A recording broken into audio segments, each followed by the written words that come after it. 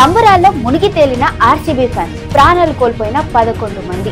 ఉచిత పాస్లు అనడంతో పెరిగిన గందరగోళం. విజయాన్ని వేడుకగా మార్చిన ఆ ఆనందం ఒక్కసారిగా విషాదంగా మారింది. ఆర్సీబీ అభిమానుల సంబరాలు మృత్యురోధనగా మారిన బెంగళూరు స్టాంపిడ్. 11 మంది ప్రాణాలు కోల్పోయారు. ఎందుకు జరిగింది ఈ భయంకర ఘటన?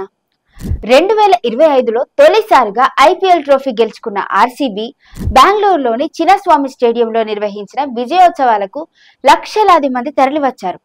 కానీ ఈ ఉత్సవం కాస్త భయంకర విషాదం అయ్యింది. స్టేడియంలో కేవలం 35,000 మందికే చోటున్నా కూడా బయటకు 2 నుంచి 3 లక్షల మంది చేరారు. అయితే గేట్ నెంబర్ 7 దగ్గర ఉచిత పాస్లు ఇస్తున్నారు అనే రూమర్ వల్ల ఒక్కసారిగా జనం రద్దీ పెరిగిపోయింది. బారికేడ్లు పడిపోయాయి, డ్రైన్ కవర్లు కూడా కూలిపోయాయి. పోలీసులు అదుపు చేయలేకపోయారు. లాఠీ చార్జ్ కూడా చేయాల్సి వచ్చింది. కానీ కొన్ని నిమిషాల్లో అది స్టాంపీడ్ గా మారింది. ఈ ఘటనలో 11 మంది ప్రాణాలు కోల్పోయారు. 50 మందికి పైగా గాయాల పాలయ్యారు.